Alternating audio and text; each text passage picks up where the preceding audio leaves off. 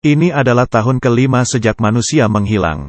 Jalanan di bumi, semuanya hilang dan tertutupi rumput hijau. Singa dan harimau yang berhasil kabur dari kebun binatang, dan juga badak, berada di dalam kota, di pusat kota. Sekarang menjadi hutan. Tahun ke-20 sejak manusia menghilang. Tinggi laut mulai naik. Tidak ada manusia, seperti kota London ini, dengan mudahnya tenggelam dalam lautan. Tahun ke-25 sejak manusia menghilang. Bangunan kota akan tertutupi tanaman.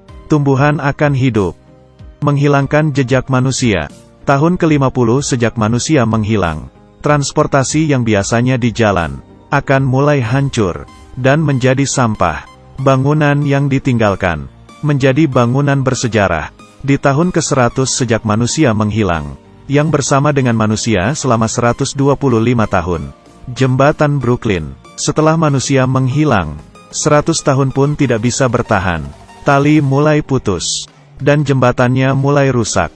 Pada akhirnya roboh. Semuanya menjadi peninggalan. Bangunan-bangunan roboh, dan buku-buku dalam perpustakaan. Semuanya juga menjadi abu. Dan itu semua kita kira. Peradaban ukiran batu, yang kita tinggalkan. 150 tahun sejak manusia menghilang. Jalanan di jalan akan mulai roboh, dan bangunan tinggi menjadi tempat tinggal berbagai burung dan binatang kecil, menjadi suatu ekosistem. Dan di saat itu, berbagai makhluk hidup air mulai bertambah.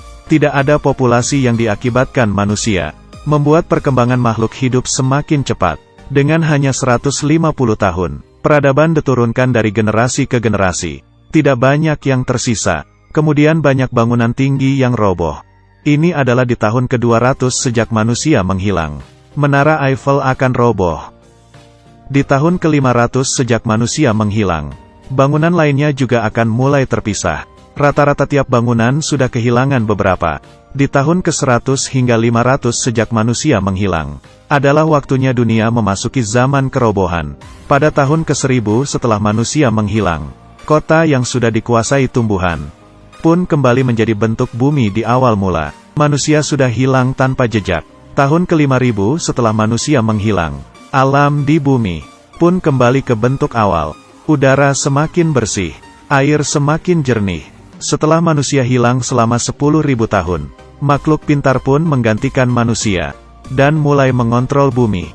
Besi yang mulai hancur, kayu yang mulai hancur. Di saat manusia menghilang selama 10.000 tahun, apakah masih ada bukti? Bumi begitu besar. Bahkan tembok raksasa, yang begitu panjang, dan piramida di Mesir pun menghilang. 10.000 tahun bagi manusia sangatlah lama. Tapi bagi planet bumi hanyalah sebentar. Bumi sudah hidup selama 4,6 miliar tahun. Bila diubah dalam bentuk jam, 10.000 tahun tidak sampai setengah detik. Nenek moyang sudah menghabiskan waktu puluhan juta tahun. Belajar untuk berdiri dan berjalan, merangkak dan makan. Tapi sejak revolusi industri pertama, kita menggunakan waktu yang tidak sampai 150 tahun. Membuat bumi menjadi hancur. Bumi hidup sebelum manusia muncul. Dan setelah manusia hilang pun bumi bisa memiliki hidup baru lagi. Bila manusia benaran hilang, bumi akan menjadi semakin baik. Tapi manusia tidak bisa meninggalkan bumi.